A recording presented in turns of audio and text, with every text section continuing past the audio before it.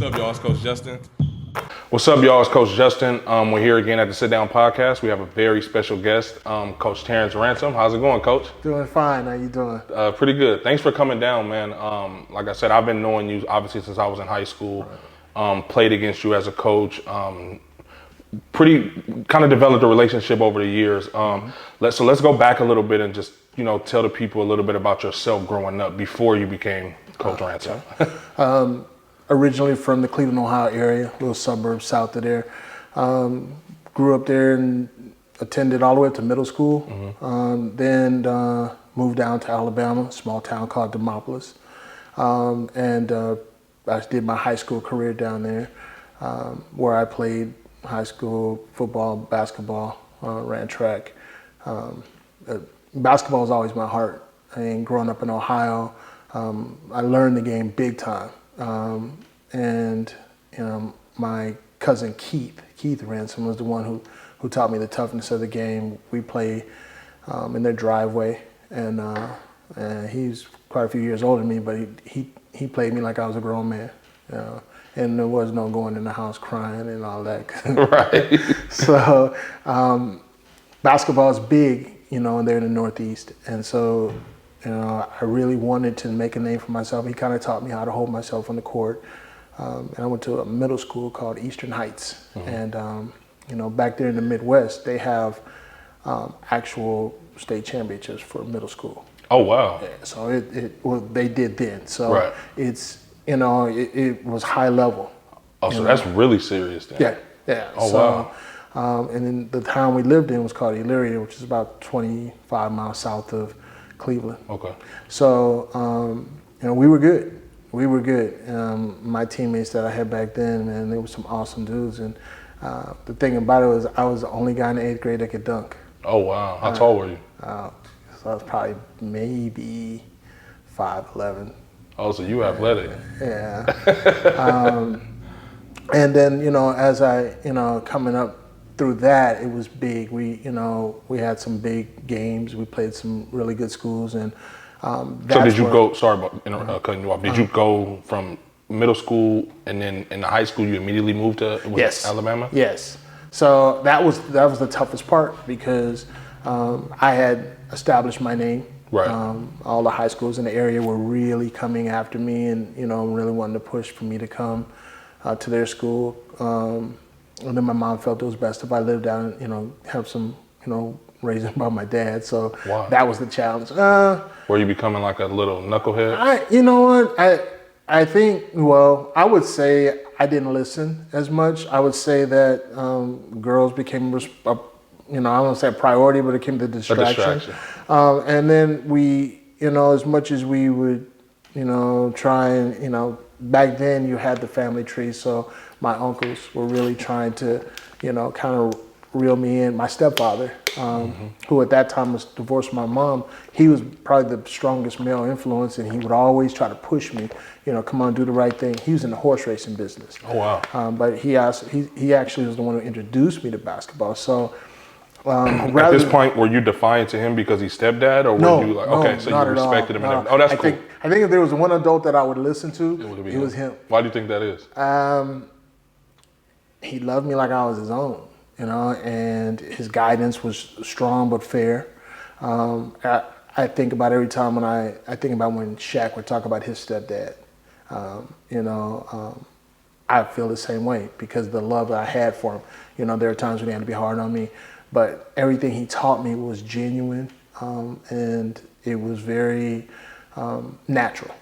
I have a similar relationship with my stepdad. He and my mom were high school sweethearts, obviously split up for whatever reason. And after my youngest sister was born, like some years later, I don't even remember how old I was, but he signed me up for my first team. That's what made me ask you, because I have a similar relationship with him. Like I call him Pops, you know what I mean? Everything is Exactly. So, and he asked my mom, well, my family calls me Terry. Okay. So he said, well, let Terry come stay with me. And this is biological dad? My stepdad asked. Oh, so he's in Alabama? No, my stepdad was in Ohio with us. Okay. In just a little different city. Okay. And he asked my mom, rather than send him to Alabama, you want to keep him up here where he's got the, the notoriety. Comfort. Yeah. Yeah, So my mom was kind of, I mean, they were divorced, and so it kind of was that thing where they just she wasn't gonna let me go there, so she sent me down there to Alabama. I hated it. I love that area now for what it did to me growing up as a young man into manhood, but I hated it because it was very frustrating to try and the culture difference was a shock. I bet. So you talking about, it was crazy. So multicultural situations to strictly black and white, and the racial tension was. I couldn't imagine that. It was very tough. But it helped me, in that tough love way. But I adapted. I fought it for a while, Really? and then I adapted. I took the negative energy I had, and I put it into sports. How was the sports scene down there? You obviously emphasized how good it was in Ohio. Football. Football. I mean, you talk. Were you good in football? I was pretty good. I was. I mean, initially I was okay. Right. I didn't really want the contact. Right. And then I felt like the energy and the anger I could take out on somebody else. So, but I was a defensive back and I was a quarterback. And I loved being, just contact. And I played, my freshman year, I got some time, but I started my sophomore year, and then junior year, I had a lot of time, and I got some looks from like Memphis State and some others, schools.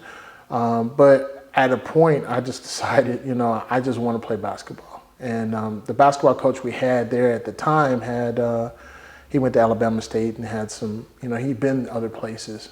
So I enjoyed him, but then they replaced him with a coach that was from Alabama A&M. His name is Clarence Blackman. And I'm old school now versus the new coaches.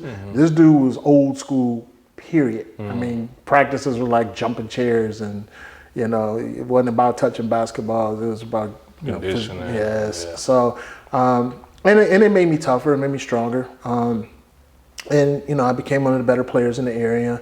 And I enjoyed that time growing up. As it got to a certain point, I accepted, things aren't going to change, so you need to accept it. Or you need to change, you need to increase what you can do so you can change your own course. And so that's what I did. I put my time, my mind, and efforts into being the best basketball player, being the best student I could be, to try and change my course. I didn't really get the looks because down there basketball is not what it is. Recruiting, getting out of there, it was tough. So I did end up having to go to a small school called Gaston State. And then after my freshman year, I transferred out. And when I made a contact with, it's funny because in my recruiting process, Stu Jackson, who's now an executive in the NBA, was assistant coach at Washington State. And he came all the way down to Demopolis, Alabama to recruit me. And he said, you're there, you're just right there, but we can't pull the trigger on, a scholarship. And so hence, he did stay in contact with me, and then I transferred to a junior college up in Oregon, Gresham, Oregon, near Portland, called Mount Hood College. How'd you end up there? That's pretty far. Well, the decision was I wasn't going to make it too well down there in Alabama at Gaston State, and I didn't want to be there. My heart wasn't into it. I played well, but I just didn't want to be there. And so I made the change and made the decision I need to go somewhere else. I needed to have a total different scenery, just a change. And so he said, we probably might have a scholarship for you. You might do one more year at junior college and then transfer out as a sophomore. And I said, okay, maybe let's, I talked to my dad at the time, and, it was hard because he wasn't really versed in a lot of the college stuff. And so I made a lot of decisions, not necessarily on my own, but I had to go outside to get some resources. Right. But making a change was probably the best thing that ever happened to me, because moving to the Pacific Northwest was just a total change. And being at Mount Hood was different. I learned a lot in terms of their culture. I learned a lot in terms of independence. I learned a lot in terms of just being able to adapt. And so the coach I had there, Andy McCloskey, He's a good guy. He was actually, I don't think he's still in the Guinness Book of World Records for consecutive made free throws. Oh, wow. Yeah, just recreational. He started shooting free throws and just kept knocking them down. What was the number? Do you remember? I do not remember the number, but that was his bragging point for a long time. He went to Oregon State, and he talked to me, a lot. He was really he tried to be hard, but he's kind of a shorter guy, so it's like, he looking up, talking bad to you. I'm like, okay. And then, from there I had to make, some changes because the coach, which was Len Stevens at the time in Washington State, got fired. And so then there was no scholarship. Right. And so I had to make some decisions. I did take some classes at Oregon for a while, and then I needed to make some moves. And then it was just a basic decision, I either move back toward the Midwest or Alabama, or strike a new course. So my stepbrother lived in the city, made some calls. San Francisco? San Francisco. Okay. We came, just left and came down, and then I started working out at different places, and worked hard, still off the scene, got my degree in kinesiology, and then pushed. And I say pushed, I pushed to try and go through every workout I knew somebody was going to be at, I was there. It was fun because you don't know how bad you want something until you look back at how you went through that process. Mm-hmm. So, over in San Francisco, there's, a lot of rec centers, Sunset and Ocean Gym, and even over at San Francisco State before they redid it. I mean, there were some games. And one time this guy said, man, come over to Oakland, they getting it in over there. And I said, okay, and made the choice. Mm-hmm. And I came over and caught some eyes, and then the Warriors at the time had drafted Mitch Richmond. I got invited to come over to College of Alameda and work out. And so I was working out with the Warriors, and it was like all the rookies and some free agents.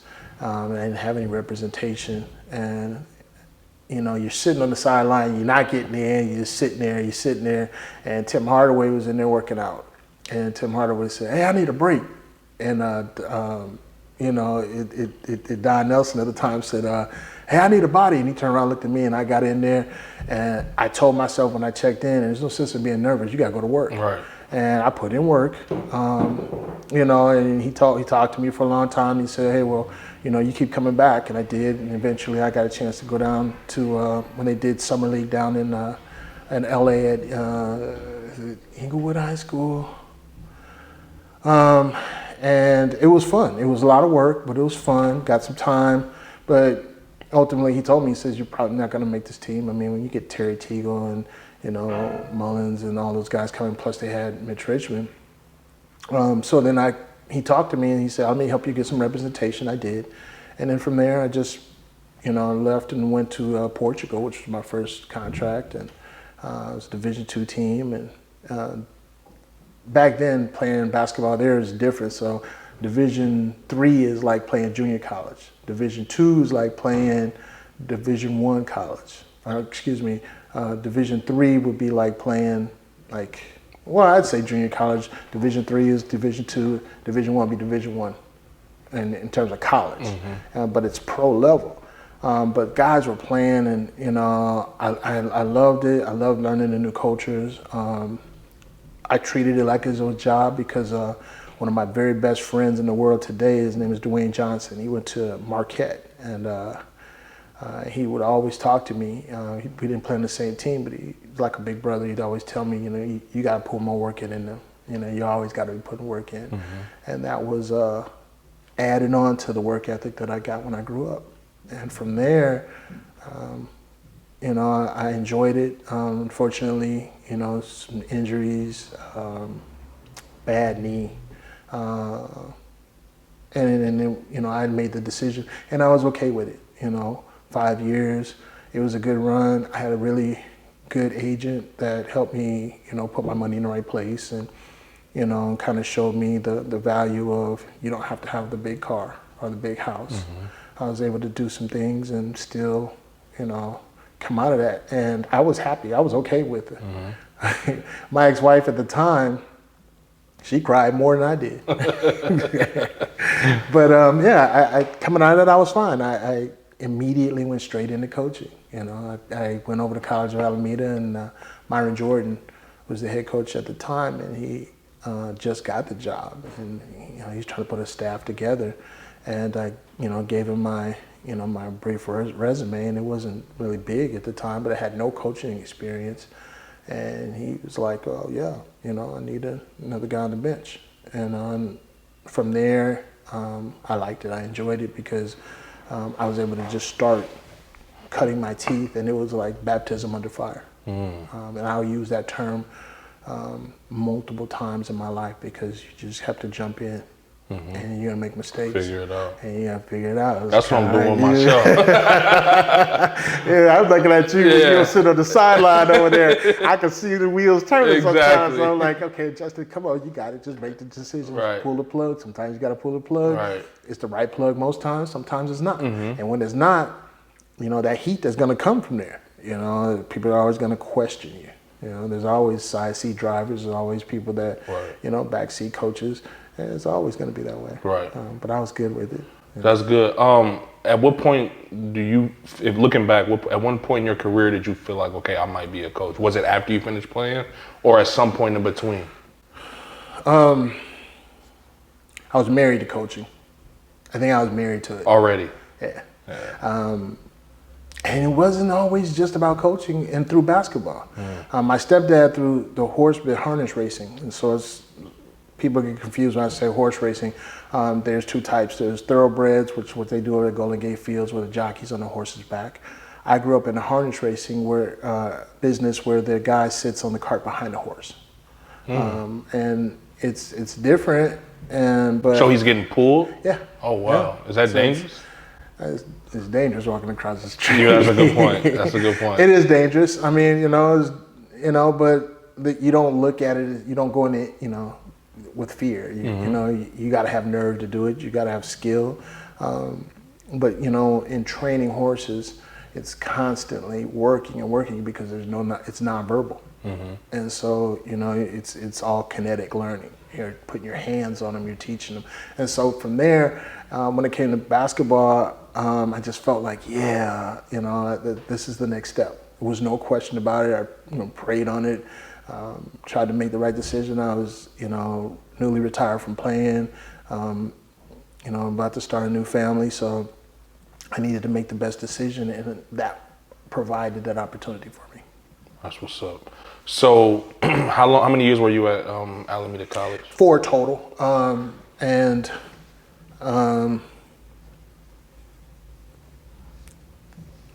It was my basketball experience that I was teaching. It wasn't really coaching experience. And I learned so much from what I didn't get taught. And you never know it until you start getting taught. Right. So 4 years were really great. Watching, Coach Jordan's style. I wasn't really doing any recruiting, but just more coaching. I wasn't doing. How old are you at this point? I think I was 34. Okay. No, 33. Okay. And it was I was more the practice coach, coaching, going out scouting, looking at, other teams, and then trying to, set up a scouting report, that kind of thing. So my hands-on was only in that department. I rarely said anything as a coach on the bench during the game. Is that by choice, or do you think was that kind of like a message sent down to you, like, this is your role, focus on this, we'll do everything else? He had a coach ahead of me in the bench, somebody he had years of experience with, and I just sat back and watched how the interaction would go. And so it was never one of those, when a timeout comes, it was never one of those he would come and ask me, or get my opinion.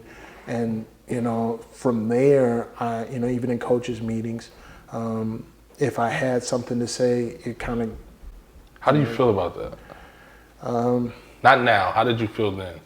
And obviously, this isn't any shots towards anybody or nothing. No personal. shots. Just how did that make you feel? I knew that all of this was an education piece. So the first thing I gathered from that is he doesn't trust me. Mm-hmm. And so, and today, you know, even watching coaches, you know, even watching them talk to their players or talk to their coaches or allowing their coaches to talk, I think that there should be structure, but I think at that time I just felt like he didn't trust me. And so I kept trying to earn the trust. Mm-hmm. And I realized that at some point there wasn't going to be a point where you were going to just get it all. But then we were also struggling. We weren't winning. We weren't really getting players from the area.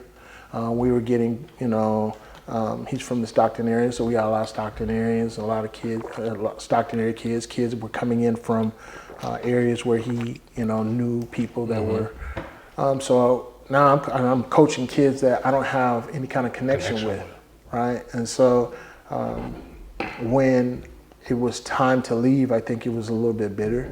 He was?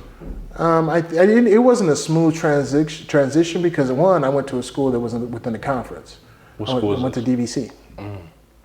And as an assistant. As an assistant, and you know, Coach Emilio was.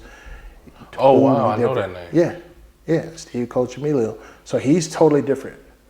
And so I learned how to coach from what I didn't know, what I wasn't taught.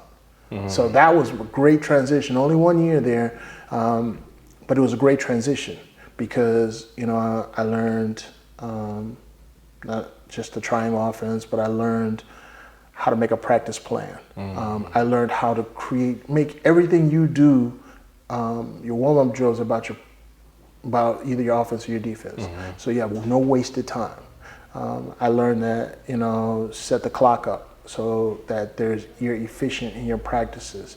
There's no time to be sitting around talking. You're not walking from station to station. There's a time clock. I learned my pregame warm-up was about my offense or my defense. It wasn't just something to just throw out there 2-line layups. Everything had a purpose. Totally a purpose. That's dope. And it was efficient.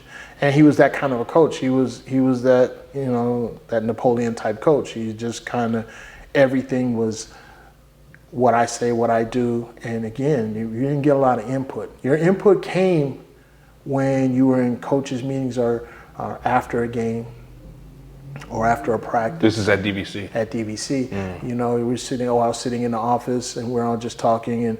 And the thing I learned was be on point and be on cue, because he may not bring your name up in 2 or 3 meetings, but when he does, you better be ready. You better be ready, and you better your answer better make sense. Right. You know, you start throwing some shit together. Excuse my expression, but you throw some shit together and give him that kind of answer, he's gonna kind of look at you like that and say, "Okay." Right. You know, your turn ain't gonna come around for a while. So. Exactly. So, how good were you guys that year at DVC? We were really good. We had Marion Thurman, Oakland kids. We had Marion was out of high school. We had Jules Milstead. Oh, Jules. Dan Trammell was from out in the Pittsburgh, Antioch area, I think. We had Brian Thomas, who went to Castlemont. We did really well. We made it into the playoffs. Got to the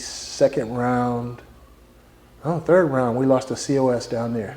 COS, College of Sequoias. Yeah, down there, and it was a good year. You know, I learned a lot, but I also learned that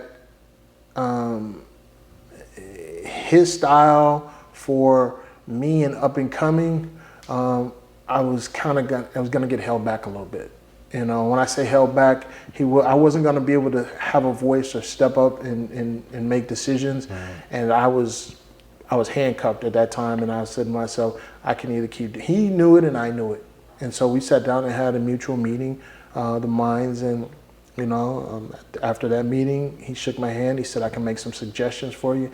He made one ridiculous offer. I think Tom Costello was coaching at.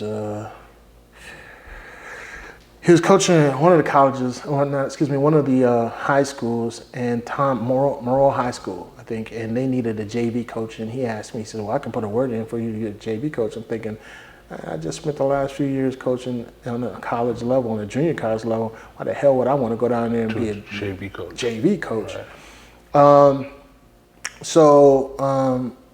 I went and introduced myself to Tony Costello, who was coaching at Chabot College, the late Tony Costello, the most influential person in my coaching career. Really? Oh, absolutely. And Tony had 2 other assistants, and he brought me in.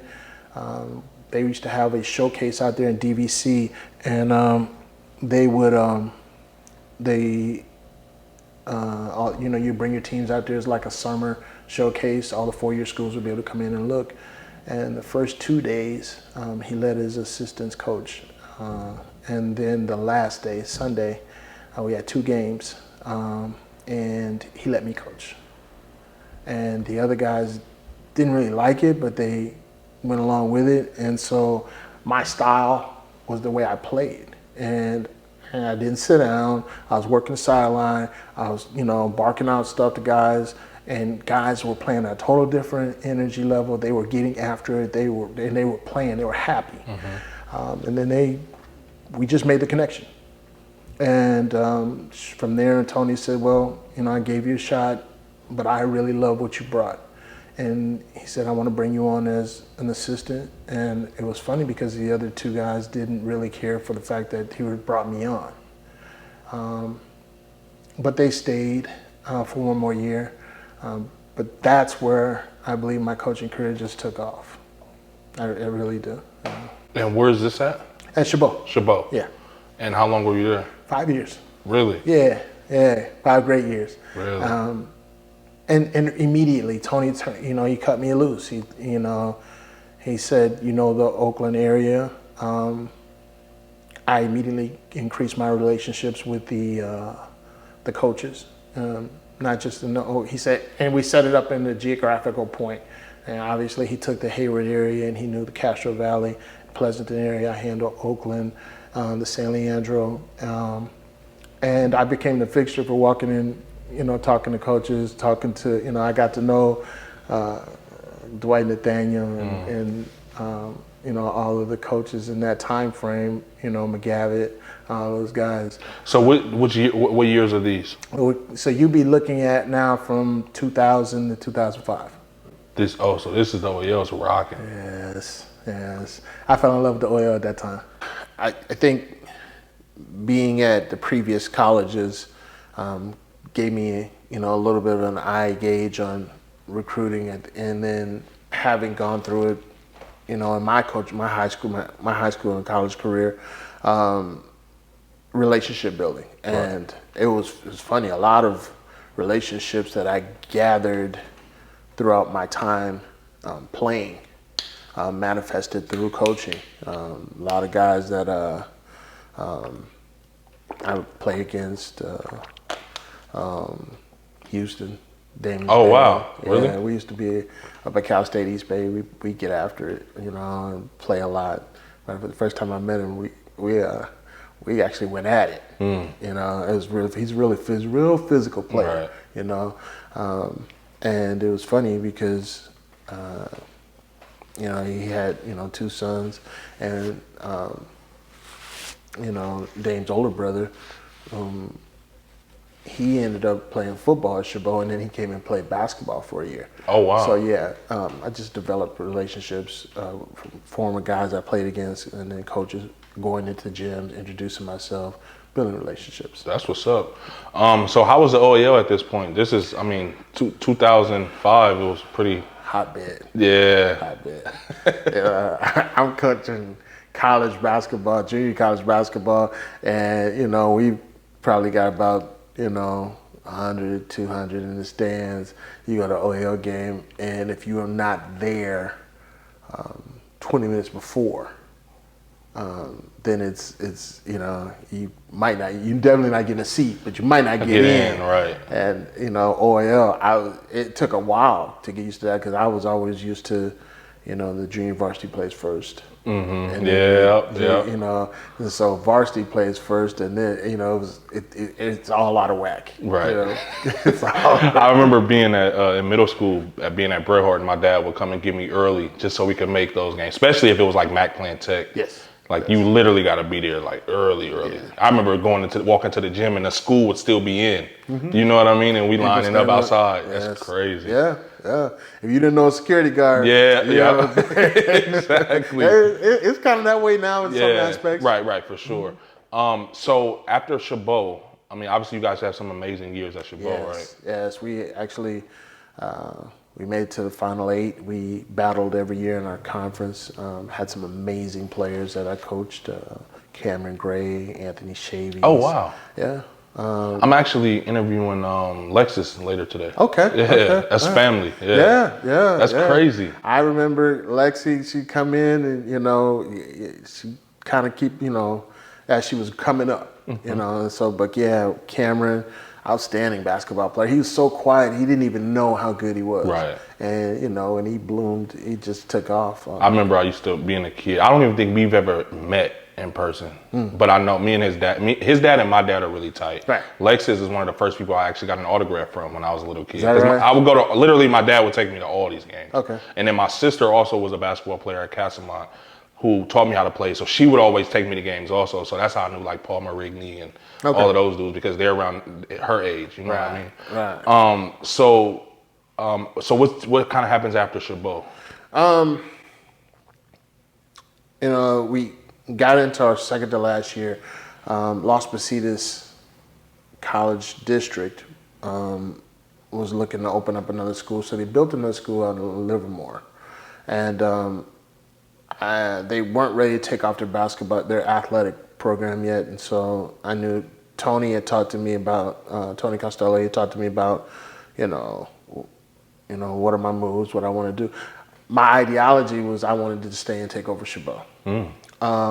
But I kind of made the choice that he wasn't sure what he was going to do. He had told me that the head coaching position was open at Skyline, and it was funny. I found out it was open, and then the next day they were having the Rebels Easter tournament. Okay. And I was over at Tech watching them, and Jules Milstead, who I coached at DVC, he came to me and told me, he said, he was pointing out players. And he thought, I was halfway there recruiting, halfway there, just kind of getting the lay of the land. And he says, well, I'm going to be the next Skyline coach. I said, well, okay. And I thought, well, I'm interviewing for it. But I said, I didn't want to say anything. I went through the interview process and ended up getting the job. 2 weeks later, Tony leaves Chabot to take Las Positas.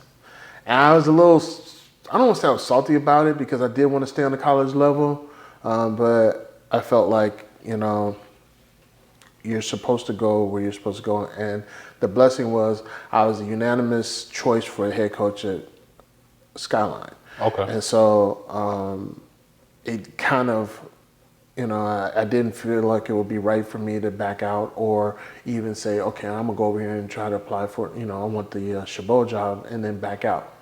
I had already started relationship building. So do you feel like you would have got that job, the Chabot job, if you had a? I do believe I would have. I mean, the relationships I built there at Chabot, the work that I put in, I believe that the community there would have embraced, trying to not have maybe so much a new blood come in, but just bring somebody that can keep some of the traditions and that kind of thing. So I believe I would have. So obviously now you're at Skyline. Mm-hmm. This is actually going into my freshman year, 2005. 2005 I graduated from Brevard, so I was going into my freshman year. Mm-hmm. So how was that coming in, taking over a program? It was different when I was coaching college. Is this your first time as a head coach ever? First time as a head coach. Wow. And it's the reverse role. Coaching, it becomes you coaching at a college level. Usually you start on the high school level. And then go up. Right. I went backwards. And it was okay, but it wasn't the game. The game and the level of player was good, not as good as when I was coaching college. Mm-hmm. You had the I&D Ibakas, you had, a lot of those guys that were just straight, Q, all those guys that were balling, and, so those were straight out D1 guys. So high level. So as we had high level, not at that level. Right. You know. So, but I had, you know, a really nice group of seniors. And it took a lot because I came in with the college mentality, structure, you know, discipline, all of those things. And OL is, you know, it's more on the other side of it. Yeah. And it's not to say that it doesn't work. It does. My ideas, you know, got met with some rough roads because, you know, you guys are used to kind of doing how they want to do it, get up and down. You know, you had systems in place that, you know, if a guy didn't get, he didn't make his grade point average, he could sign a waiver, and you had a one-time waiver, and that one waiver allowed you to continue to play. I mean, that was acceptable stuff that I wasn't having. So, you know, putting your academic structure in place, first and foremost, putting practice structure. That first year was a little bit harder because it was more seniors, and you know, there was some give and take, but the second year was easy. That's good. So who was on that team your first year, the seniors that you? First year, out the top was Robert Owens. I mean, I said that one just a monster in terms of, you know, just a total player. You know, and just unstoppable. Just he's like one of those fierce kind of silent assassins. You know, he's really calm and mellow. He doesn't change his expression on his face too often. You're not knowing when he's mad or if he's happy too much. And, you know, I had Devin A. Leach. Let's see, I had Philip Thomas. And Jonathan Darwin was on the team, but then he transferred to San Leandro. And then you guys were fucking. We were loaded. Yeah, we were loaded. And, you know, we started off, I didn't make the schedule. You know, it was Curtis Webster was there before me, so he had left. Schedule was already made. It wasn't a super hard schedule, but it was right for us because they were getting to know me, my style, my structure. And so we had some games where, you know, we weren't pushed as hard. So we started off like 10-0. You know, that's a good thing because then, while you're implementing this new culture, they're still getting wins. So it's not an ultimate headbutt. You know what I mean? It's like, well, maybe what he's doing might work. You know what I mean? So that's a good thing. It created more buy-in. You know, we had some younger guys that kind of helped, some supporting, you know, guys. Raheem Chu's younger brother. My God. He was a freshman. And, you know, you had Donald Gaines and Akil Danjuma, Denario Tapman. We had younger pieces that could catch it as we would go. We had Kwame Vaughn who transferred in. So, you know, we were okay. We made it through that season. It was kind of tough, but it was funny because my first time at Mack, you know, I love Mack because it's if you don't have big boy pants on, you know, it's gonna be a long night. It's gonna be a long night because the fans, you think you're playing against, you know, those 5 guys on the floor, those 14 guys on the team. Those 4 or 5. Well, you got, you know, Mack had like 12 coaches.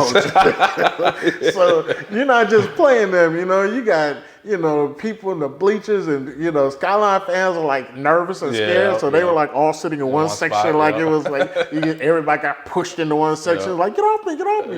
You know, and then Mack took over the rest of the gym, and the bleachers across from the visitors bench. That was a fool. It was brutal. It was ugly. You know, you had 2 or 3 drunk guys on the other side. Nobody wanted to run the left lane because they were like, run the lane. And the guys are like, you better not make it. You better not make it. Guys are just hurt, shooting it and get out the way. So that's hilarious. But I loved it. I loved it. I loved it. You know, it helped me create my area up there at Skyline. It helped me decide how I was going to make that home court advantage. And I loved it too. You know, one, you're going up the hill, so it's a higher elevation. You know, so we would train, we would run, we were in condition. Our motto was very, very plain but serious. We didn't condition for the fourth quarter. For 4 quarters, we conditioned for the second and third overtime. So I didn't care whether it was, you know, 50 degrees, especially when it was warmer. I'd always turn the heater on up there in the gym about an hour before the game started. It'd be burning up in there, and that was my way of creating home court you gotta advantage. do what you gotta do, man. Ball slipping out of guys' hands. Referees coming, Coach, can you turn the heater down? Oh, I just on automatic. That's hilarious.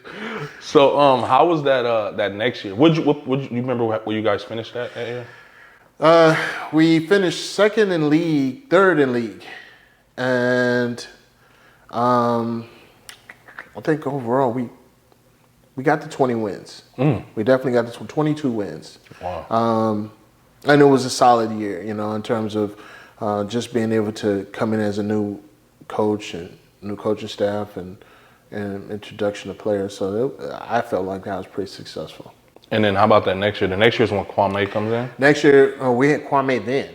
We got him as a transferring sophomore. Okay. Right. So the next year became Donald, Gaines, and Akil and all those guys. That was their senior year. Right. Right. So now you're talking. Now we're cooking with gas. We're rolling on all fours. We had some young freshmen that came up. So you had the Marcus Hightowers, Ken Ransom, and then we get Neffy and some of those guys, and so now the fact that the best thing about it, Kwame was probably the most polished talent, but we had guys that wanted to play basketball. Right. Maybe they were full-time hoopers. I know what you mean. Right. Yeah. So it's easy to mold that kind of talent. It's easy to put your systems in place because your actual basketball talent isn't enough to beat the Macks and Ohios and Techs. So the structure, the system is what's going to beat them. And so guys, that buy-in was way easier after that because then guys were able to pick up exactly what I was trying to do. And we were able to, pretty much take on heavier schedules and we did. We took on monster schedules. This time you make the schedule. Yes, yes. And I was adamant on a couple of things. One of the main ones was I tried to give the guys some idea what college is like. So treat them like college. When I ordered uniforms, it looked like college. I searched and found out what the old nickname Skyline was. It used to be the line. And so the line was on the back of our warm-ups. I remember that. Right. I remember so, and then old school people that would come up would be like, oh man, the line, yeah, I remember that. So I tried to get some of the old school, some of the new school. Our schedules were really, really, I enjoyed it because you took the tough schedules. We didn't take super easy games and we got through preseason. And so we didn't have the preseason easy wins. All our wins we earned. Right. But the bigger thing was the tournaments. So going to Clovis West tournament, which was a monster tournament, Modesto Christian, which was probably in Northern California top ones. Greeley was good for a while. I think Modesto Christian took over because you had a lot. Everybody was at that time. We were playing schools. Oh my goodness, we were playing all the LA schools. Right. So our guys got a chance to play. We played Campbell Hall, so we played the Holiday Brothers. Oh wow! Right. We played against Larry Drew's son. Right. Right. So so we got a chance to see something different, and playing against some of those teams from San Diego, we saw that we could hang. So you're doing this now. When you get in the league, Right. I'm not saying it's going to be easier, but you're battle tested. And it's a different type of battle test because the OEL is more the grit, the grind, and the scrappiness. But once you get out of the league, you want to be able to guard that backdoor cut and stuff like you know what I mean? Because those are two different types of basketball. Right, and that was the key because it wasn't just preparing for the OEL. I still say that it's just the truth.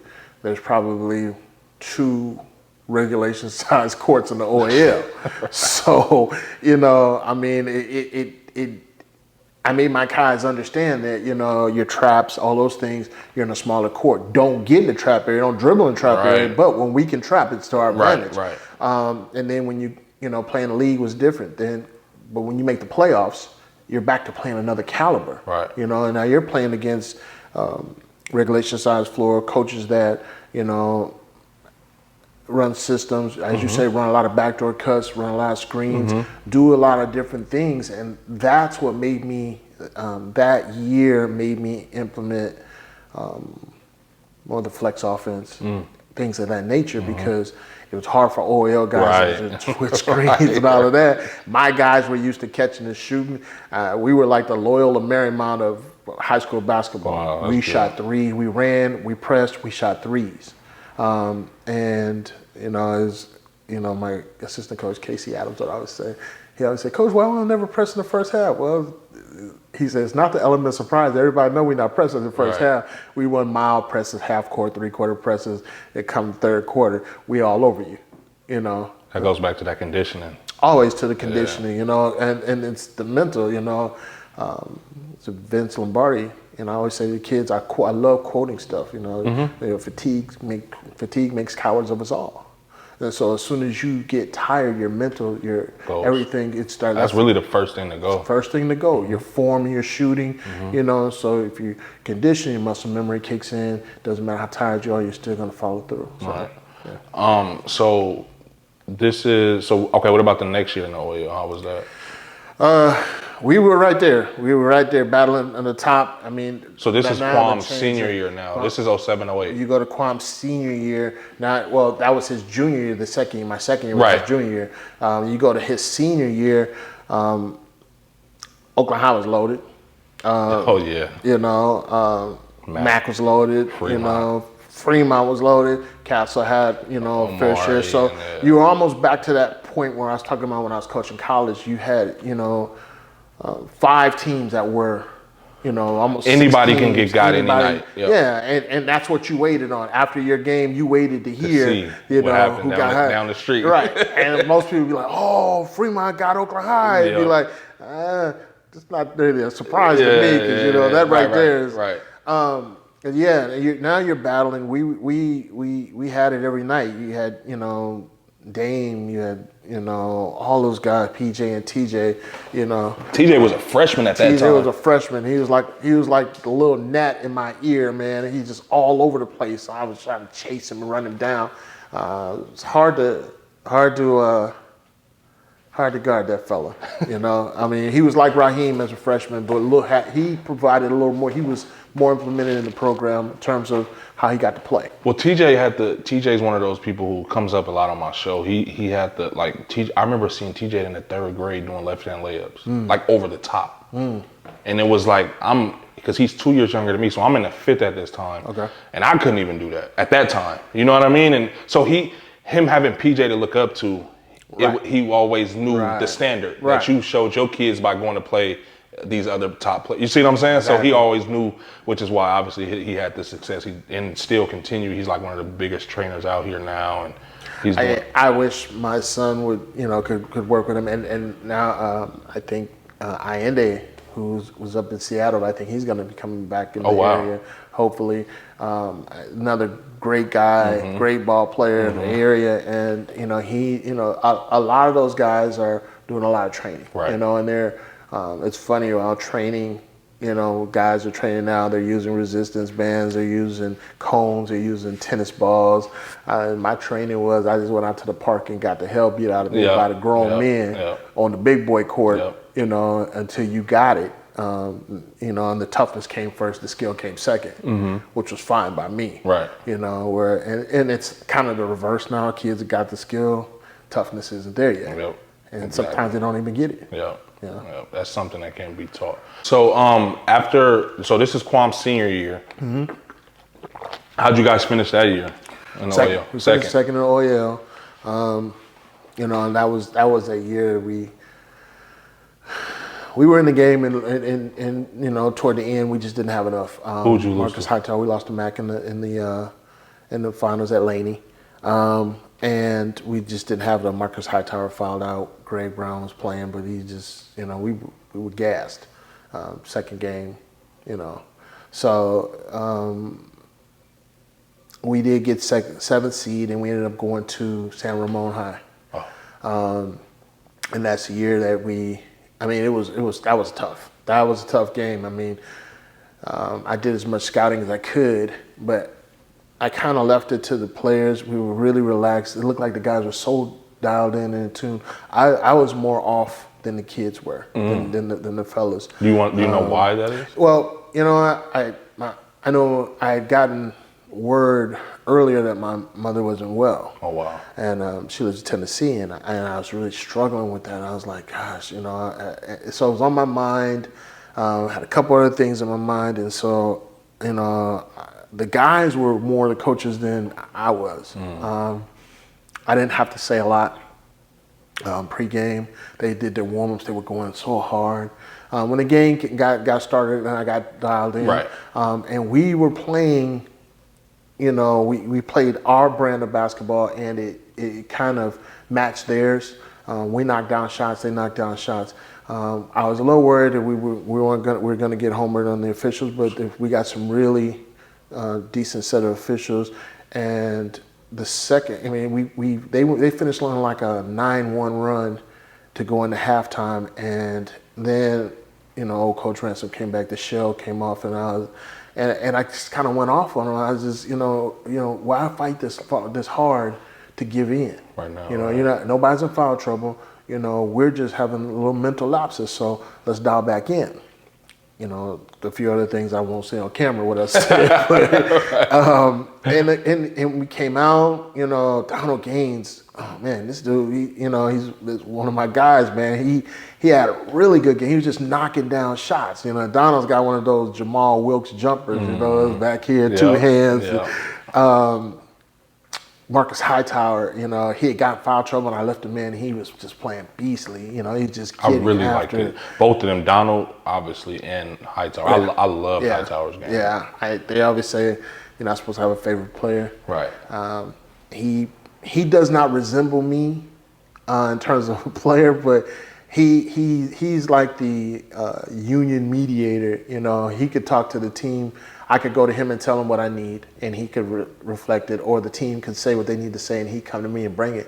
But he was the buffer. But those guys had really, really good second halves. They tried to take Kwame out of the game. Kwame did what I would consider what LeBron did last night, the last two games. He took the game. He took the spotlight off of him and facilitated. I think he ended up with like 10 assists that night. He still had, I think he had 17 points, but he facilitated. He got the ball to other players, and we won. We weren't supposed to win, and then we ended up having to go to San Jose, Oak Grove, and OAL buses.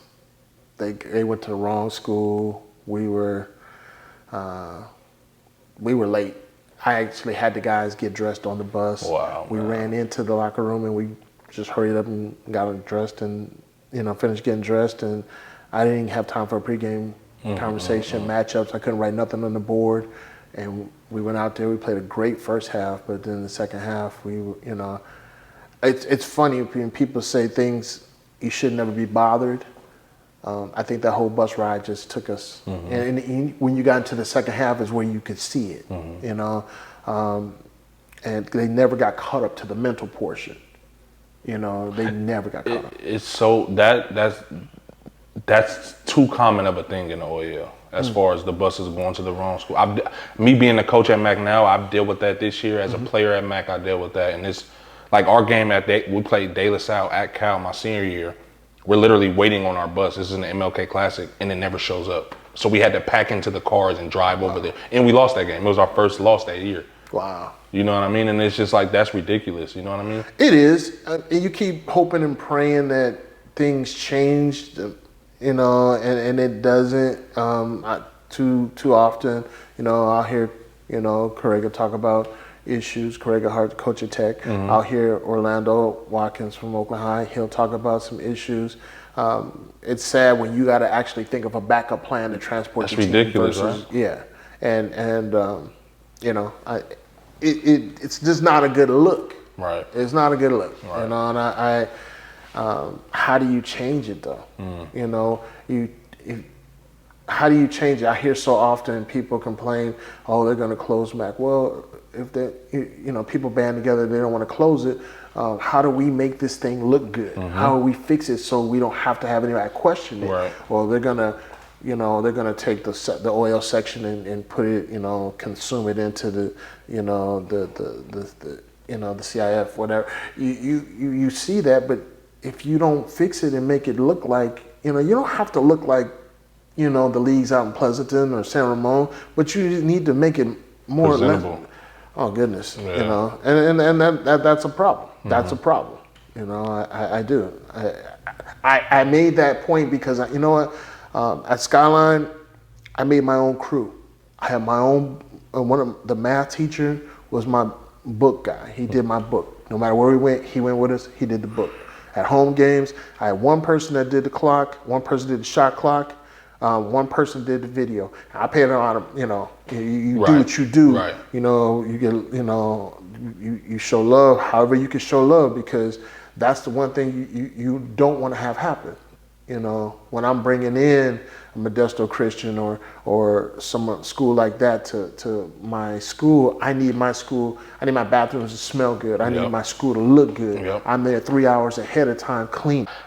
Side note, I had a game this year, man, and literally I'm on my way to the gym. I get a call, and long story short, we didn't have referees for our game. My team is warming up, so is the other schools warming up. There's no referees. The door people didn't know we had a game until my assistant coach called me like, Coach, they saying it's only a girls game today. And I'm like, no, we play right after. So I made some calls. They're like, no, they know about the game, blah, blah, blah. We're literally both teams warming up. And people paid to get in this game. Wow. The door people from the OEL left me in that gym with a gym full of people from 2 schools who paid to get in the game, and they left with the money.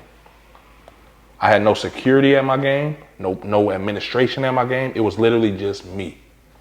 No exaggeration. It was so bad, my principal he was at dinner with his wife at Jack London. He had to come up there just to make sure. Them people were livid. You had to cancel the game? Yeah, there was no game. How'd you refund the money? Take a wild guess. We didn't. And then they told, I had an uncle who was here from Arizona who didn't get his money back. And it's $7, $8, but it's the principal, you know what I mean? Absolutely. My mom paid. My mom was there. My mom paid to get in the game. My dad was there. Like, you know, my family's coming to support us as a program too. So, and it's just like, there's a certain way you should go about stuff. You know what I mean? And then it's like, I had no security at the game. Literally, it was like ridiculous. It was like they forgot the game was going on. So they didn't schedule anything. Right. But my school and my principal and everybody, it was on our schedule. It was just bad, man. But that just goes into, you know, what we're talking about. And it has to be better, man. It was just like this past season with the Jamboree at Tech. Right, exactly. You had a big part in that. Right, I remember that. Right, and so I'm on the phone literally calling Marcella Dobbs. I'm calling all these people, you know, to try and figure out I'm calling Danny Walker. I'm calling as many people as I can to see if I can just pull together some, you know, referees. We finally got him, but again, these are things that, how did he slip through the cracks? It's ridiculous, man. How did he slip through the cracks? So again, how do you get better? I mean, do you tear down the system and start all over again? You know? I don't know. We got to figure something out. Well, yeah, because you can't keep doing the same thing and hoping that it's a different result. Yeah, or you can't keep asking, well, we need some more funding, we need some more funding.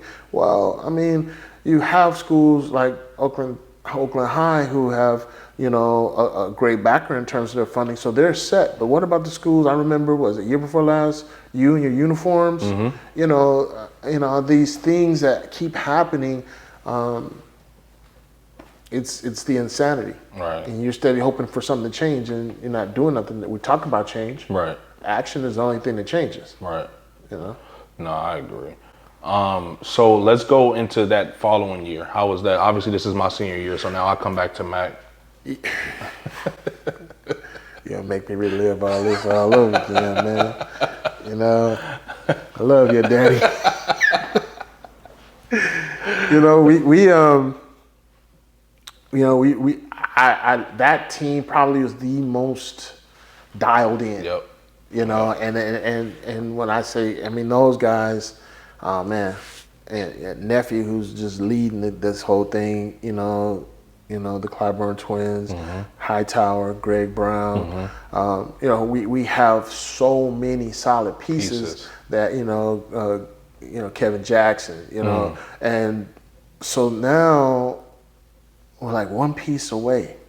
And your name keeps popping up. Oh man, Justin, he's transferring, he's coming back. So now I'm playing a political guy. I'm over there whispering in your daddy's ear and giving him candy. I'm like I'm at the Democratic convention. I need this guy, and he kind of gave me that. Yeah, we looking at it. Yeah, Ransom, we looking at it, your daddy. Yeah. Ransom, we really looking at it. We leaning your way. I don't know. We gonna see. I'm everybody telling me, you're not getting Justin. It was obviously where I lived at and everything. Me going to Bret Hart with all those dudes on your team. Right. So it was literally like, damn, I got to decide. Do I go to Bret Hart where it's like, Skyline where it's like all my middle school friends and everything. Obviously, me and you had already had a relationship just throughout over the years. Yes. Yes. And then, or do I go to Mack where it's like my uncle is the coach? I train with these dudes every summer anyway. You know what I mean? So it was tough, and then it was just like spring. I remember we had that spring league before the years, and me and your daddy had words. Was it at Skyline? The spring league was at Skyline. Yeah, I remember that. And it got to the point, me and your dad had words. Oh, Ransom, you don't want none of this, or you? Think about okay. Now we got to take a step back here, I said to myself, I told my coaches, I said, we get him. I said, if we don't, the rich get richer. Right. And we still need to play. Mm-hmm. And I still need to show my guys that are here that I'm here with you. Right. We get this extra piece, fine. And, I would try to send my guys over. I'd send Neffy, over. Hey, man, come on, talk to Justin. Come on, man, do your thing. Coach, you don't want to. Okay, all right, whatever. And so, we got to the point where you made the decision. The most important thing that I needed to do and what I did do was take the focus off of we really want to get Justin to we got to let Justin make this decision and we got to live with it, but we have to still coach our guys up and we got, this is still our program, Yeah. So obviously that year, your team, now your culture is already established, you know what I mean? You guys, it's kind of like a machine at this point, I'm guessing, because it's kind of running itself. You got guys who've been in the program for a couple of years now. Yes. So let's talk about that year. I remember coming home from my visit at New Mexico State. You guys were playing Castlemont in the first round of the playoffs, which was that game was ridiculous. Like y'all were going like back and forth. Yeah, that we kind of got so used to going to Laney, and I'm thinking, this is one of them times, guys. We really got to, we don't want to be sitting home, right? And the guys were so dialed in. We were just really just getting after. We were playing. It was back and forth. Guys were knocking down shots. Bigs were playing. Greg Brown was controlling the boards. Towers blocking shots. Man, I do. You can't ask for it. And we were on a court, right, which was to our advantage, right. Because the more, how our structure was set up was swing the ball, skip pass, shoot. 3 ball. I remember, it was crazy, not to go back on, that would have been perfect for me. I would have been great for you. Because the two things that I knew, outside of your leadership, your ability to handle the ball, you could orchestrate, take the pressure off of, maybe Neffy, you penetrated and kicked. Right. And that was part of your game, your mid-range jumper and your three. And I was thinking, okay, this is perfect for this game. But you know what? That's hilarious. So, that game was crazy, and obviously we played the winner of that game. Mm-hmm. So, game was tight, and second half, all of a sudden, I got to make some subs because guys getting tired. So I put Kiki Clyburn in the game, and man, I tell them, I'll never tell guys not to shoot. Right. Two things are rules that you better not ever break on my team. Never take a long two. Mm-hmm. If you shoot, if you out there by that 3 line, you better knock down 3. Right. No sense in shooting a long two. You got to penetrate then. All right. But take a shot that makes sense. Don't take a selfish shot. Mm-hmm. Ball swings, skip over the top. everybody ain't thinking about Kiki because they were in the zone and they turned their back. Nobody's in pistols. They turn their back. Ball swings over the top without even thinking about it. It's I'm like, oh, okay, let's go. He gets down court. Now we're playing defense. We get a stop. We go on a break. We're on a fast break. And you thinking layup. He ain't running in no. He went to the same spot. Was it the same spot? On the right side of the corner, yep. right in front of the Castlemont bench, and just jacked it. I'm like, take it to the hole. He did. Wow. I'm like, okay, good shot. And we come back down. Now, Skyline fans, the gym is rocking. Now I think that took us on a 7-0 run. It was something crazy like that. We go back down on defense. I'm thinking, come on, let's get a stop. KC is saying, Coach, yeah, we better get him out of there, man, because he's going to get excited and turn the ball over. Right. I'm thinking, no, he's playing good D. He gets the steal, kicks it to Neffy. We get it down court. We're on a nice set. And I think they're still in the zone. And so we're running a zone offense and gets a little deep into the shot clock. And then he pulls another three. And all three of them hit same way. Yes, wop, it was wop. like. Now, that makes us on a 10-0 run, Yep. And they call timeout then. Now we got to sub you out. I'm looking up in the bleachers where his mom and dad were just, the whole family, grandma, Right. everybody, the Skyline fans are just, and from there it was just, they never recovered. Right. They never recovered. Then we put the press on, ended the game. So what's funny is the game ends and, the ball's rolling out into the floor. As the ball's on the floor, we just got to shaking hands. So I go out to get the ball. And so you guys are lined up. You guys are still sitting in the bleachers across from our bench. And so I pick the ball up and I look at Booze and I look over and I look at all y'all. I'm like, y'all about to get it. And the whole man, oh, it's on now. It's on. It's on. So we were... I think they say don't poke the bear. I poked the bear then. I was like, don't matter. As hyped as we were, we felt like we could just go in and just, get on the bus, go home, telling guys, get off your feet, be at school, just relax, no walking around. What did we play, 2 days later? No, next day. Next day. So you come off a big emotional win here, you got to go back and play the next day. The powerhouse. Yeah. So, I'm pumping as much Kool-Aid as I can, and the guys now thinking to myself, guys, we got this, and they're still fired up from the night before, and we're really feeling good, right?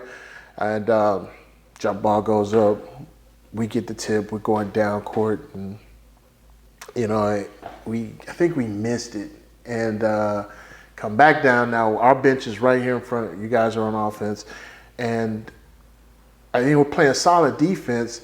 And I don't know who took the shot. If somebody took the shot. You shot it? Yep. It was almost like you just threw an assist. Yeah. Because I'm looking at the hoop, and next thing I see a body come out of the air, and it's wheelchair.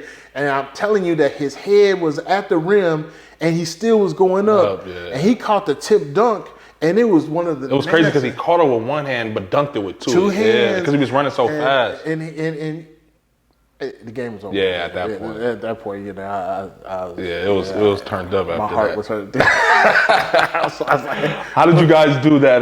Because at least at this point, of course you want to win the OAL and all that, but if you get to that game, you're in the you move on. We went up to Folsom.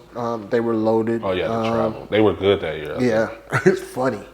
We talk about OAL buses. We got one of those Walker buses. It was those raggedy bus. But then there was the school, the principal up there, the principal of Skyline. She got a bus for parents and students. And their bus was better. It was nicer. I knew you were about to say that. That is crazy, man. Yeah, and we got up there. We played hard. We ended up losing by 12. And they I don't remember who they had, but they had somebody that moved on, I think. I forget the He was like one of the name. he was like one of the top players in our I don't remember who it was though. I'm gonna try to look that up and see if I can remember. When you get a 55-year-old brain, then you would be like me. You're Oh supposed shit, to be I'm like 29, so I feel like I'm 55. So then, how many more years were you at Skyline after I was there one more year. One more year. So you left out with Kevin Jackson? Yes. I actually came to a lot of y'all games that year. Yeah. And that's one of my favorite people, man. Plays hard. Yeah. Plays hard. He's like one of those people who like, I don't want to say got it out the mud, but it was just like, I just want to hoop. Like he was always that to me because he went to Burhart with us too, and he was a year younger. Yeah. And he was never like, he didn't really play AAU much or nothing. Like but he would always be up there after, and he was always like, he was one of those people who were younger than me who would always come pick my brain all the time. Like even in middle school, like he'd be like, come on, let's play one-on-one. Like he'd see me at lunch, come on, let's play. Like he always wanted to go against me and Raheem. Right. And I always loved that because our middle school team was stacked. I mean, me, him, Ken Ransomford.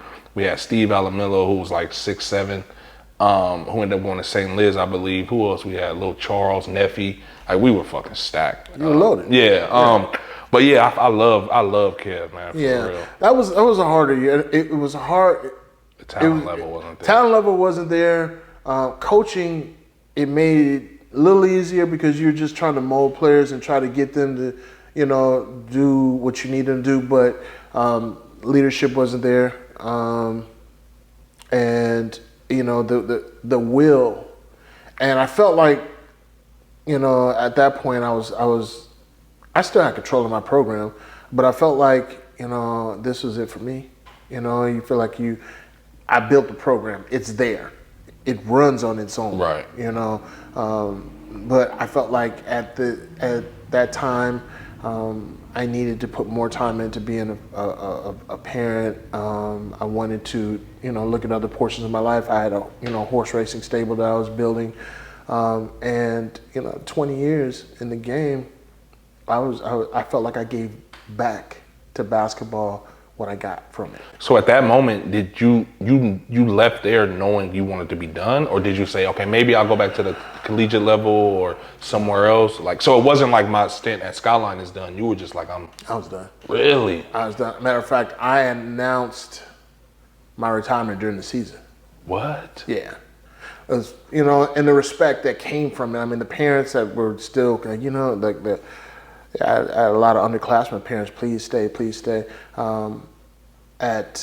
We played a head-up game against Modesto Christian there, and at halftime, they gave me like this big gift basket and this huge appreciation from the athletic director and the coach. That's what's up. A standing ovation from the fans. But the amount of times we've been there to play them head-up and playing their tournament, I built relationships there. So, that felt good, but I knew. Yeah, I knew. You could feel it. Yeah, I knew. And I didn't want to make it so clear that the guys think I was giving up on them, and so I stayed in communication with them, stayed coaching them up. But when it was done, it was done. That's crazy because I knew I wanted to walk away my second year in college. Like I was just, because it just became too much for me. So I get what you mean. Like, and I knew my dad, of course, me and my dad bumped heads about it, and I still stuck it out, but I was just, at that point, I was just surviving off pure talent. Right. I mean, I wasn't working out no more. You know what I mean? It was just like, I'm good enough to get by, to get through this, and then let's get it over with. Yeah. I felt like I was beat up a little bit too. I mean, 5 years at Skyline, I had 4 principals. So you're changing administrators all the time. It was time, Right. And my twins were, they were young and they needed me more. My oldest son, TJ, he needed me more. And so I felt like it was time. It was time. There was no question about it. I didn't really waver over it a lot. Really? Yeah, no, I didn't. What about shortly after you leave? Is it tough for you? Like, because now you probably have so much more idle time, or obviously you're putting that time other places. But I mean, I know you have to have times where you're just like, damn. I have times. I actually still to this day. No, not right now. But I knew the El Cerrito job was available year before last, and I actually applied for it and interviewed. And I felt like that, I interviewed well, but I felt like it was just time for me to, when I didn't get it, that was just that whole thing. It just, you interviewed, you didn't get the job, it's time. The reassurance. It's your reassurance. I have considered coaching professionally overseas. I remember you telling me that. Yeah, and that kind of that's on the back burner if I really get fueled a little more to do it.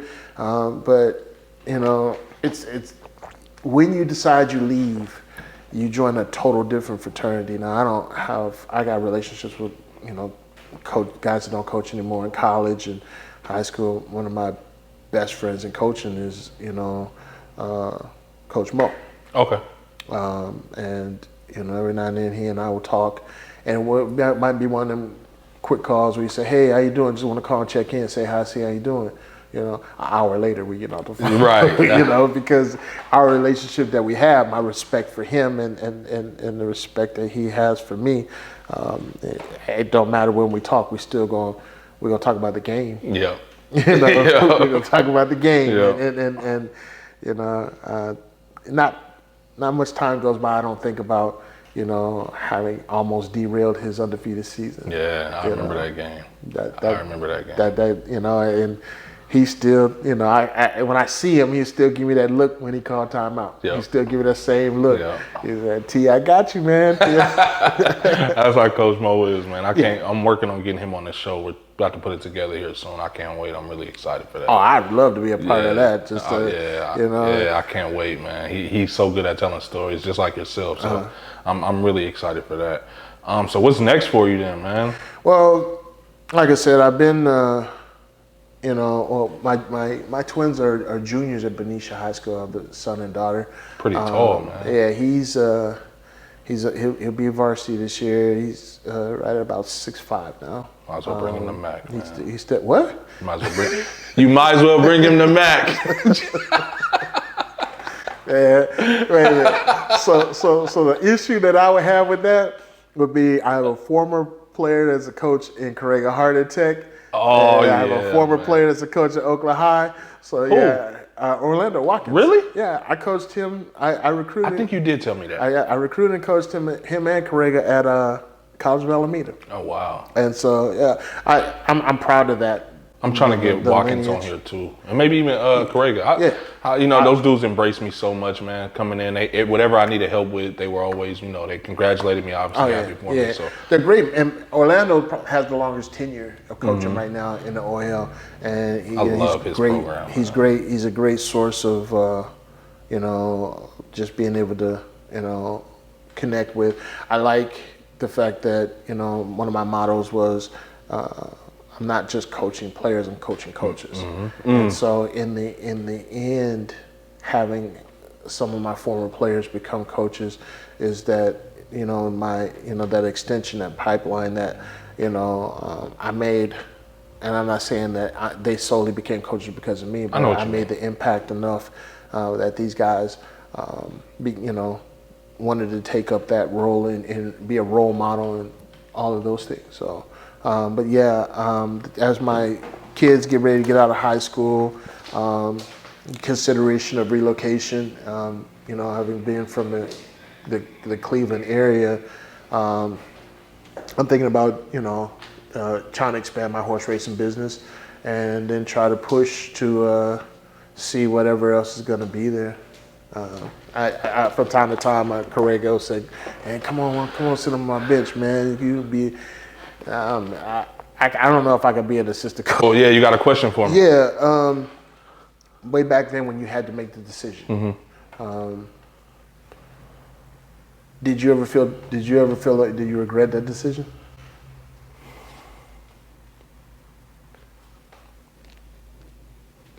Regret it? No. The only reason why I don't is because obviously it worked out for me, and I was getting scholarship offers, like as far as even in conditioning before people even saw me take up basketball. There is a part of me to where I feel like if I had more of a staple role in the program, I would have been recruited higher. Okay. You know what I mean? Right, so I feel like if I came into Will Cherry's team. Okay. You know what I mean? If I would have came near, I think it would have been more so like me and Neff would have been like. It'd been a blended. Exactly. Then I came in and then I was replacing Memo. So it was like, there were times where I wasn't always accepted. And there's some stuff that I found out later on as to why that was that I didn't know at the time. I think going to Skyline would have been smoother, way smoother. Okay. Let's say that. Okay. You know what I mean? And then and even back then, like when my dad was telling me, like we genuinely were, like I was sold. I was telling my dad, like, damn, I might really want to go to Skyline. He's closer to the house. You know what I mean? I don't really know. I know some people at Mack, but I don't really know that many people. Right. You know what I mean? My mom, she was more so like, whatever you want to do, it's up to you. Got you. Where do you stand right now in terms of what we're dealing with, not just the COVID situation, but social justice? And how do you think that's going to affect your school, your team, the league? It's tough because this was my first season, this last season. So, and I got the job late. Okay. So this year I was excited because I finally would be able to come in. I was going to do the AAU thing this year. I had so much stuff set up. There were some people who were transferring in. But you got to remember, we got kicked out of practice in the playoffs for that groundwater situation. Right. There's been times where I thought about just giving them the keys back already. Really? Yeah. Just because it's like it's worth it for me, but then it's just like I coached JV at Fremont, then I went straight to the college level. And I came back. So it's just like when you get that structure and the way stuff is supposed to be done and you're not seeing it done that way, it gets frustrating. Right. And then I'm also the type of guy to where I transfer back to an Oakland school. Right. So I know the risk of these parents who like, I'm thinking about bringing my kid to Mack. So I'm kind of torn in between, do what's best for your child. Right. Because of course I want them to play for me, but I would hate for your kid to come to Mack and then be having fights and, you know what I mean? Because it doesn't always pan out the way my situation did. There's people who transferred, who went to Mack, who ended up in the streets. All those little things. So I think about that. As far as the social injustice, man, it's sad to me because me living in all these different states and dealing with some of the stuff, it's just such a disconnect, man. You know what I mean? On both parts. I just got the phone call earlier. You heard me. I was my little sister calling me. A friend of mine just got killed last night right out here. You know what I mean? And she was a girl. Just her 30th birthday just passed.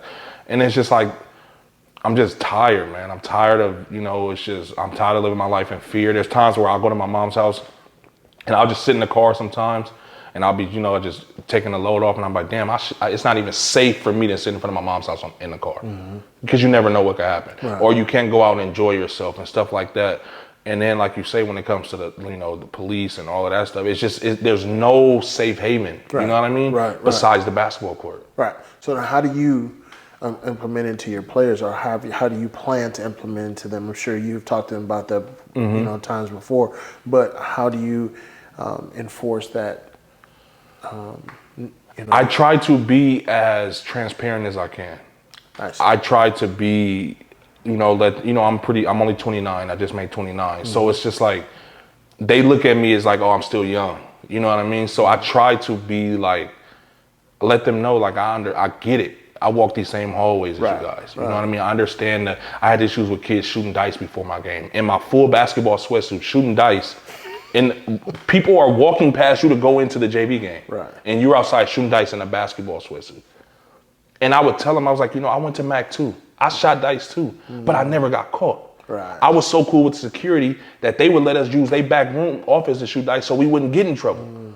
But you guys want to be tough guys. Like, y'all don't even know, y'all think y'all so player and y'all really not. Right. Y'all don't know how to play the game to get by. You know what I mean? And I understand, there's temptation, you guys are kids and all that. But that's just my main thing, is just try to be transparent and try to be as empathetic as possible. You know what I mean? Because I had kids who didn't have cell phones. I have a kid who literally had physical fights with his mom. So now I'm like, damn, I have a 6-year-old son, but now I'm a father to all of you guys. Exactly. You know what I mean? And it's my first time running my own program. So I learned a lot, you know what I mean? A lot of things that I definitely won't do next year, more things that I will do. And I had this plan, but the COVID-19 just like slapped everybody upside the head. Like, well, shit, it stopped everything. Right. I can agree with you. And I think that I don't want to go backwards. So I think that was one of the things that contributed to me retiring from coaching. I coached the way I played. Right. I was never going to be the best shooter on the team. I could score. I could score, and I could play 4 of the 5 positions. You wouldn't get me down there no 5. But, you know, even as a pro, I could play a lot of different positions and made myself, you know, valuable. But I played hard. You know, if you beat me, you were going to have more ice packs on you because you know you just got in a fight. Right. And so I coach that way. I coach hard. You know, my voice is the loudest one in the gym. Doesn't mean I'm mad. My facial expression is hard. You know, but it doesn't mean, you know. And so I got called to the carpet so many times over. You're too hard on the kids. You know, you're talking too rough on the kids. You're being too mean to the kids. And you know, it's when you talk about social justice.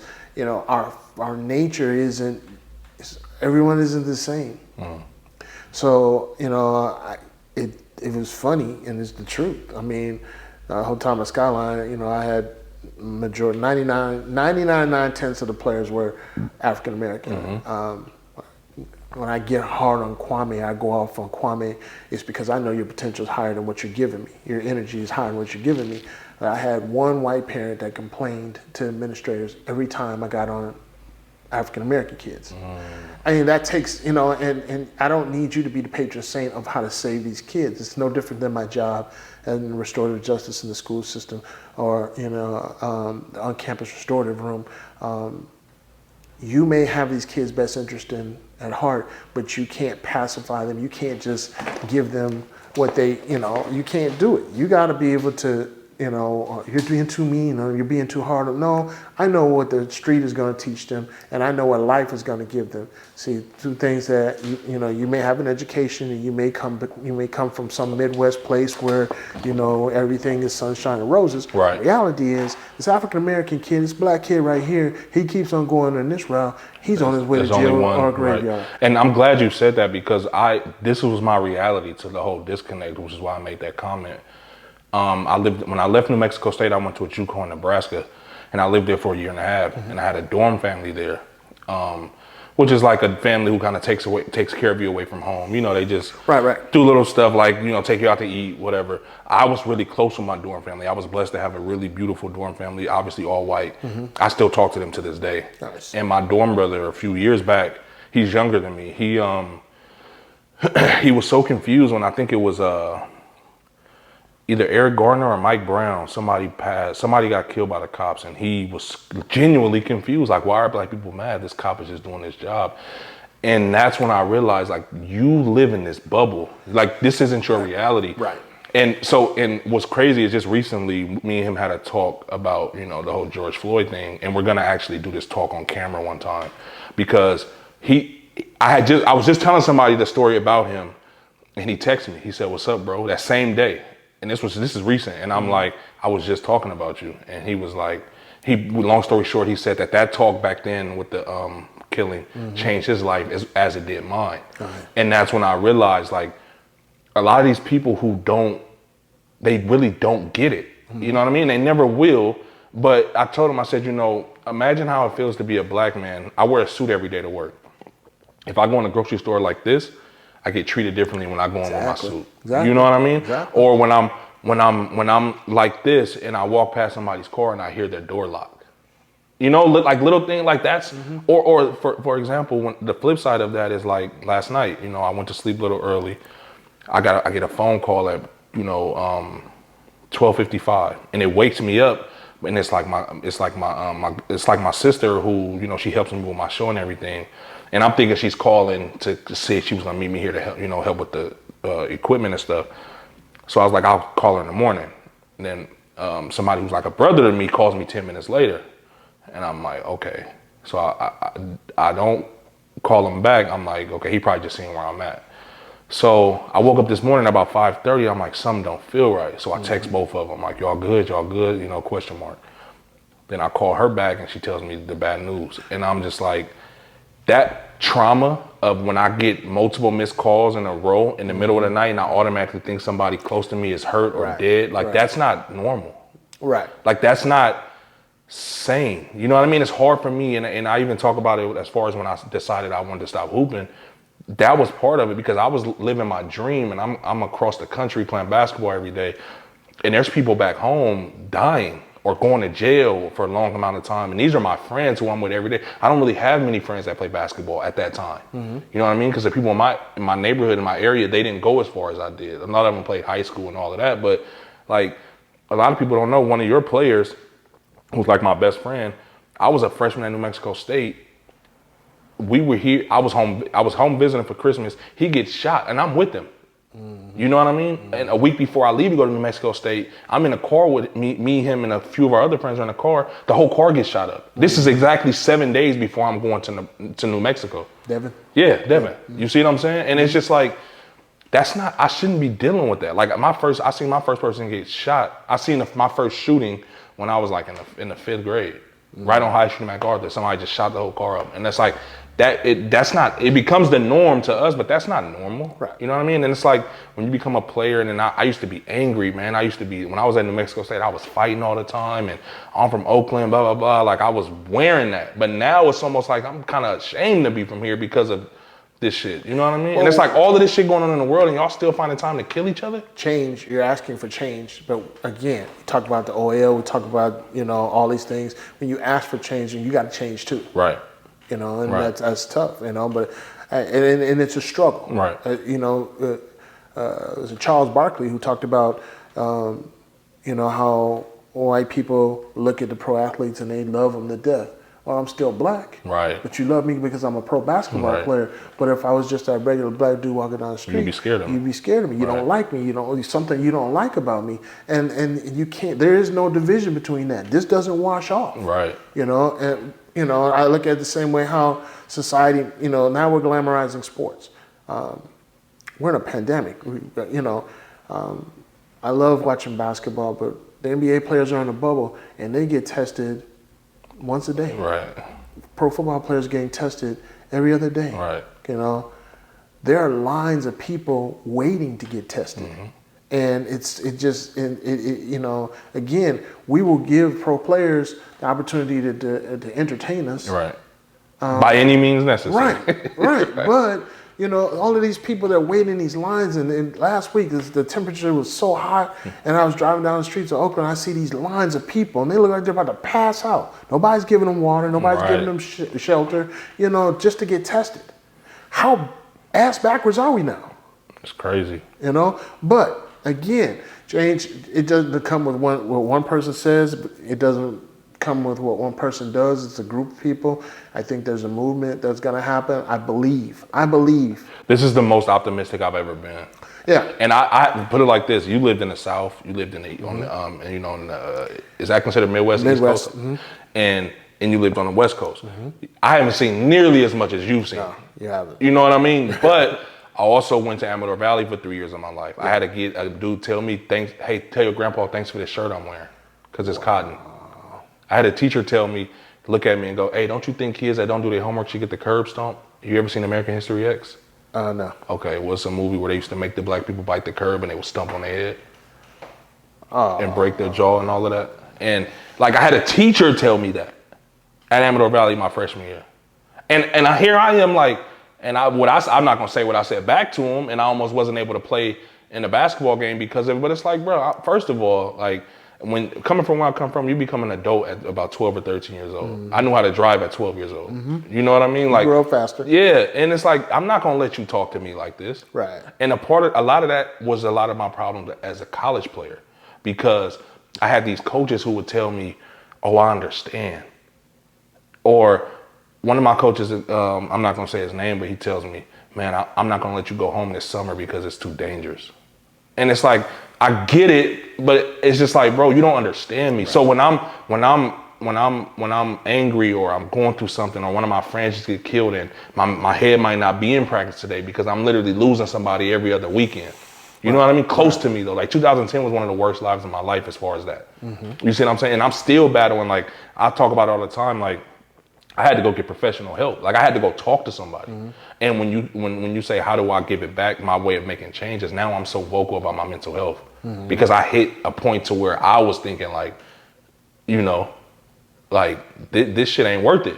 Right. You know what I mean? Right. Obviously I have a kid and all of that, but it was like, I went through that. And then it's like, now the more I would talk to my therapist or I'll do my self-therapy, it's like, my trauma would go back further and further and further. And, you know what I mean? It's like at one point it's like, okay, it started back in high school. And I'm like, damn, no, actually I remember this. I remember feeling like this when that happened, but I couldn't really be vocal. And that's why I like doing what I do now, because I before we go, this is one quick thing. So I used to have this thing to where I love words, right? Like I'm a nerd of words. I just love studying words. I love learning new words. If there's a word I hear that I don't know, I'm gonna go look it up. I'm gonna look it up how to spell it, what it means, and I'm gonna try to incorporate it into my vocabulary. I used to talk one way when I would be with my friends, but then when I would be around other people, I would talk the way I actually want to talk. It's the narrative of my favorite poem, If. I never. What was it about? Rudyard Kipling. Is probably one of the most racist people ever. Really? But the poem If talks about if you can talk with kings and talk to commoners. Yep. You know, look up the poem, read it. I mean, it's one of those staples for me. But I get what you're saying, whereas you have to be able to. I'm that way sometimes when I go home, know how. You know, guys that I hung out with when I was younger, you know, some of them may be still hanging. Yep. You know, I can't go there and act like I'm too good for you. Yep, exactly. You know? It's like you're torn in between. Like, am I shitting on you, or am I holding myself back if I don't let myself elevate and grow? You know what I mean? And that's like one of my biggest battles I have to this day. Like last night, I had a friend, the same block party that the situation happened to. My friend, one of my other friends texted me like, "You going to the block party?" I'm like, "Hell no." You know what I mean? Like that's my response to it, because again, that's how I process stuff. But I used to judge my friends who get fast money and do this and like, man, why you doing that, bro? Like I work a 9 to 5 every day. Right. You see what I'm saying? None of my friends do. Well, let me not say none, but you know what I mean. And it's just like I used to find myself looking at them like, damn, bro. But it's like, I get it. Look at the fucking circumstances we grew up in. Right. You know what I mean? So I get it. Like you feel like you're starting the race 10 steps behind everybody else. So now I'm trying to find any way to catch up. And then you become addicted to it. And now it becomes a lifestyle. You know what I mean? And now at that point it's just like, well shit.